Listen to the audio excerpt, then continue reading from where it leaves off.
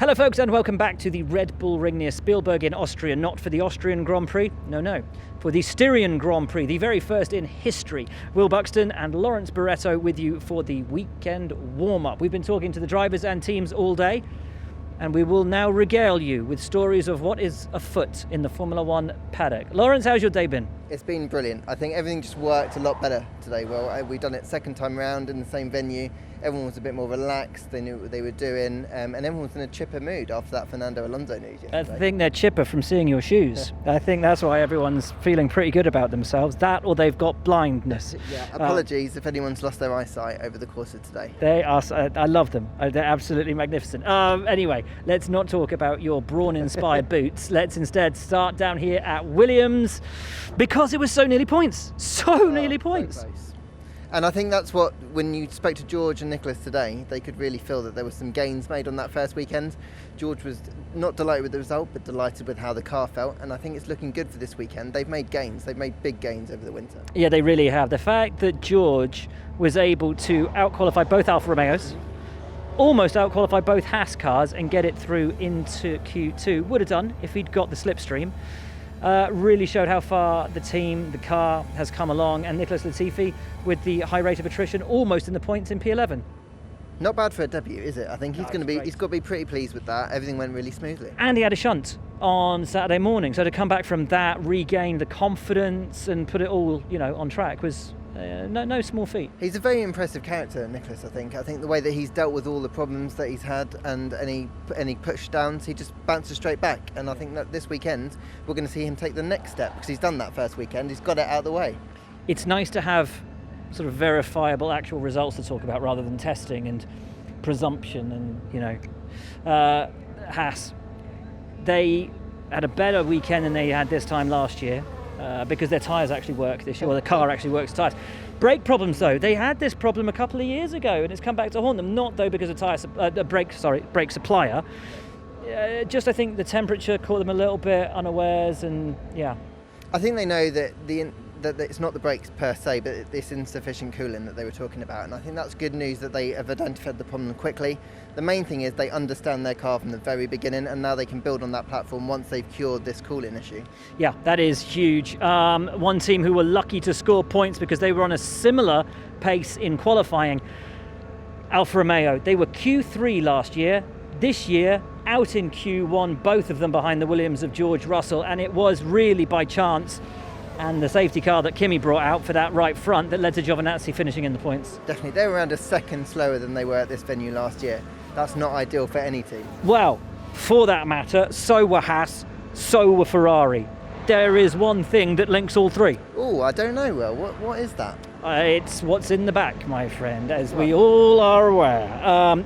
They can try and dress it up however much they want. All three of the teams, there's bits and bobs, there's aero this and... It's quite clear from the data that we've seen that the Ferrari power unit is slower on the straights. 0.7 seconds we're seeing. That's extortionate, an amount of time that these guys are losing. You can see that they're feeling that pain. And it's not that whatever they do on the aero side, they can make those gains there. But if they've not got the grunt in the back of the car, they're going to struggle all year, especially with these new engine regulations, which are locking things down. Absolutely. We look at BWT Racing Point. I think a real story of what could have been last weekend, because we were expecting way more than a P6. Definitely. We came into the first weekend in Austria thinking Racing Point were going to head the midfield. And they were strong. Let's not be too hard on them. They were strong that weekend, but they weren't the best team. That was McLaren. I think they were generally disappointed they didn't put everything together. Sergio got another strong result, and it was just the safety car that kind of didn't play out for his favour. Lance struggled. That was disappointing. He did struggle, but he also had a fragile car that led to him retiring from the race. How was he to talk to today for you guys in the media centre? Was he any different than he was for us? I thought he was in a generally good mood, to be honest, yeah. He was a nightmare with us, like literally just 2 words, and I pulled the interview after 1.5 questions, because I'm like, if you don't want to answer questions, there's no point in asking them. But look, I know he was annoyed about retiring from the race, but I think there's a little bit more to it for Lance, and it all pulls into the machinations around the driver market. We'll get into that in a little bit. Let's talk about AlphaTauri while we're here, and let's talk about it loudly because there's the diesel truck here refilling the motorhomes with fuel. unexpectedly good weekend for these guys. Started off FP1 plumb bottom, came out of it not only in Q2 and out qualifying, well, actually getting very close to qualifying, out qualifying the Ferrari, but scoring points in the race. Gasly doing a great job. Fiat would have been in the points as well if he hadn't had that puncture. I think AlphaTauri came into the weekend not really sure where they stacked up, and I think the result definitely flattered them, just the way that the high attrition turned out to be the case. But they definitely did a good job strategy-wise, and the car looks pretty solid. It's going to be a solid midfield contender this year based on that race. Yeah, it is, but they were saying to me today, they know it's going to be hard for them. It's going to be painful. They've got to take their opportunities when they come to them, because when you look at the midfield, it's stacked. It's Racing Point, it's Renault, it's McLaren, and then you've got the top 3 teams. So if you look at the fact there's the top 3 teams plus McLaren, Renault and Racing Point, that's 12 cars, and there's only 10 point scoring positions. So for AlphaTauri to be scoring points consistently this season is going to be tough. Definitely, but I think that the fact that they managed to take advantage in the first race when there was an opportunity says a lot, and they've got to keep doing it. Like you said, they've got to keep doing that this year. These guys have been in the press for the last 24 hours. Oh, yeah. Fernando Alonso will replace Daniel Ricciardo next year, racing alongside Esteban Ocon. It's a huge story, of course. Everybody's got an opinion on it. What's yours? I think Formula One is generally excited that Fernando's come back. He's a great name, a world champion. As you said, Will, earlier today, he's the first world champion to be confirmed on the grid for next year. Crazy, isn't it? I think it's got everyone talking. I think there's a real buzz. All the drivers actually were very positive. They're excited about him coming back. Daniel's probably not excited about maybe giving his car to him at some point this year at a practice session. Well, that's funny, because I spoke to Daniel today and he doesn't think he's going to have to do that. Yeah. And when I spoke to Fernando yesterday, he doesn't think that that's going to happen either. So yeah, I don't know. Let's see. I think Fernando at some point, when he can turn his attention away from the Indy 500, will start looking at next year's programme and think, well, it might actually be quite nice to get in the car, so maybe towards the end of this year we might see him in there. They haven't, to be clear, they've not decided anything yet. And this guy's want to keep hold of his car as much as possible. Absolutely. But I think all options have got to be on the table for Fernando. Fernando did say he'd been in negotiations with Racing Point for the Aston Martin seat next year, and that's why I think Lance was in a little bit of a strop today, because I think a lot of people have been asking him about that, and they're not kicking Checo out. He brings too much money, and you're going to have to pay to get him out of his contract because he's in there till 2022. You wouldn't want to lose all that money from Mexico anyway, and he's a tidy peddler, which means that Lawrence Stroll had offered Fernando his boy's seat, and I think that's probably why Lance was a little bit miffed. It would be a big story if that happened, wouldn't it? Because I think generally speaking, we go year in, year out, and we just think, well, Lance is a dead cert for that team. It's his dad's team. Yeah. But the thing is, when you've got some high quality drivers on the market, it's very hard to turn that away. Not to mention some exacting shareholders in that team who have invested in the team, not in Lance Stroll. Exactly. It's not a vanity project for him. There's the man of the moment, though, from last weekend. Hey. I knew you'd appreciate them. Nice podium. Lando Norris on the podium last time. What an astonishing weekend for McLaren. They had the pace, they had the potential. Crucially, they put it all together when they had to. Definitely. I think Lando really came of age in that race weekend. That final lap was mega. I think we've talked about it a lot. I think it's really good because McLaren weren't too sure where they were going to be after testing. They were scared about Racing Point. Yeah, and rightfully so. Exactly. And Renault have been strong, and AlphaTauri showed could do it. But when it came and it mattered, McLaren delivered, and I think they got the strategy right. Even when Carlos wasn't that pleased with the car, he still got a decent result at the end of it. I think that bodes well for the rest of the year. Well, and here's the interesting thing, looking at that. After testing, we were saying Ferrari are really struggling right now. It looks like Racing Point might be quicker than them. It looks like McLaren might be quicker than them, and everyone went, shut up. That's not going to happen. Ferrari aren't going to turn up with the 5th fastest car, and yet, in terms of pure pace on the grid, you had Mercedes, Red Bull. Behind Red Bull was Norris, who qualified P4. Then it was Checo in the Racing Point, and then it was Ferrari, definite 5th fastest car, and yet somehow Charles managed to pull that thing onto the podium. I think that says a lot about his potential as a star of the future. We've talked a lot about how impressive he's been so far. But it's races like this, when it's not about the wins and it's not about fighting at the front, it's about just getting the best result possible when the opportunity presents itself. And Charles did that with aplomb, didn't he? He really did. Sebastian had a very off weekend. We need to talk about that. He was at 6s and 7s. He spun a race of high attrition. He qualified 11th. He finished 10th. He didn't look like his heart was in it. He didn't look like the 4-time world champion. He looked like... It wasn't even like he was making up the numbers. There was something lacking. It just didn't look like Seb. And I think that's probably why on the Monday after the race he took himself up into the mountains for some fresh air to clear his thoughts and clear his head, because I think he just felt that at some point he needed to work out what went wrong in that weekend, and that weekend was wrong all over. I mean, I was talking to him earlier today, and we were talking about him going up the mountain, and he said, I sort of had a lot that I needed to think through in terms of, where I stand and what I'm doing. And I said to him, I said, well, wait, do you mean in terms of competitively, like with the car at your disposal, or do you mean in terms of your future? And he's like, both. It's like, he was talking about how does he exist at a team that doesn't want him? Does he have a car that he wants to drive, that he wants to be pushing? And then where does he go into the future? Because the doors are closing. Renault closed, McLaren closed, Red Bull. He was asked today, would you go to Red Bull? And he said, yeah, but then Helmut Marko said there's no place.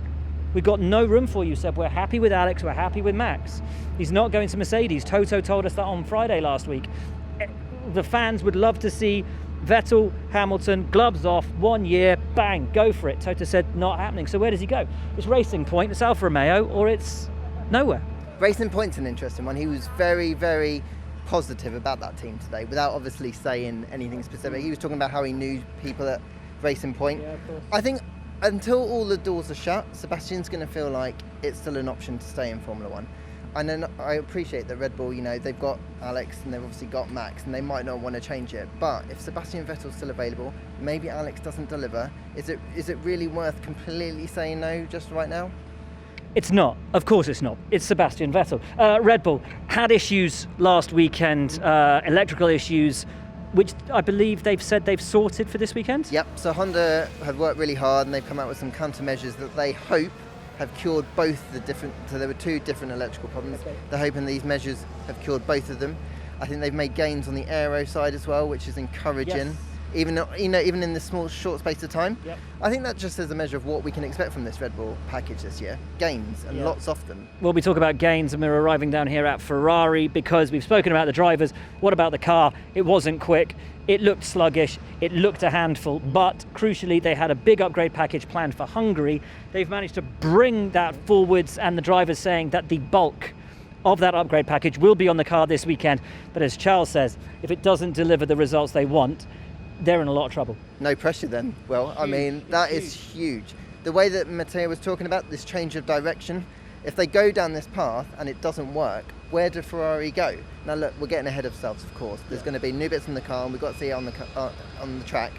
But I think we've got to stay positive. We've got to hope that they found solutions on the data that says that this is the right way to go. The car does look, from the pictures that I've seen, does look a bit different, which I think is encouraging. So let's just see what that brings out on track. Mercedes, quick, fragile, gearbox, sensor issue on Stroll's car.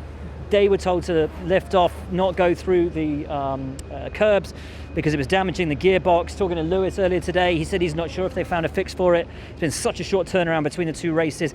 Plus, it was an issue that they knew they had all the way through Friday. Also, George Russell had to change his engine for this weekend as well, so it's not ideal for Mercedes all round. But you know what? They're coming out with positive noises. We've seen this team time and time again encounter a problem and find a fix for it. I think both drivers, they are probably slightly concerned, but because the team have been so honest about the issues that they've had. But even if they kind of have to ease off a little bit, maybe stay away from the curbs, that car's still pretty impressive. Yeah. Now, Mercedes may be in a little trouble. So too Ferrari, because Valtteri Bottas went home to Monaco at the weekend. Charles Leclerc went home to Monaco at the weekend. They said they'd asked permission. They'd sought for permission to do so. They stayed within their bubbles. Valtteri stayed with Tiffany, his girlfriend, who was here actually at the weekend. One of very few. There aren't actually, I don't think I've seen anybody else's girlfriend or wife at the track. No. You're only allowed like essential staff to be here, essential personnel to be here. So limited are the numbers. So she's clearly one of Mercedes' number of 80 that are here as essential. I think that shows how important she is for Valtteri's mindset. But yes, after Ferrari and Red Bull were in the dock for crossing bubbles last weekend, Mercedes and Ferrari may be in the dock this weekend over allowing their drivers to go home. I think we're going to see the FIA come out and just remind everybody of what the rules are. Obviously, like the drivers said, they were happy with what they were told about they were allowed to do it. We've just got to be careful, haven't we? Because everyone's doing a really good job here, I think, of just playing by the rules. And as long as there's no one, we don't get any more any positive tests, I think that's only a good thing. Absolutely. There are married couples in this paddock who are staying in different hotels, who are in different bubbles, and having spent 3 months together, aren't even allowed to give each other a hug, and are having things shoved up their nostril every 4 days. But as you say, everyone's playing the game. Yeah. By sticking to this, because the last thing that any of us want is for somebody to come down with it. Because it's a horrible disease. Nobody wants to see that, and we want the sport to continue and to keep putting a show on for the fans at home. Now, one thing we haven't spoken about, one thing we haven't discussed, and this is big, with Fernando being confirmed at Renault, and Sebastian unhappy at Ferrari. What chance Sebastian is either ejected from or chooses to walk away from Ferrari, leaving an early move for Carlos to Ferrari, Daniel to McLaren, Fernando in at Renault, and before the end of the 2020 season, the 2021 lineup is already in place. I mean, that sounds quite nice if they can all make it work. I think the difficulty for Ferrari is that they're going to have to find a solution for Sebastian Vettel's contract, because he's not going to want to leave any earlier than he has to. I know we talked about that he might not feel that happy at a team that perhaps don't want him, but he's still a racer and he's still got a job to do.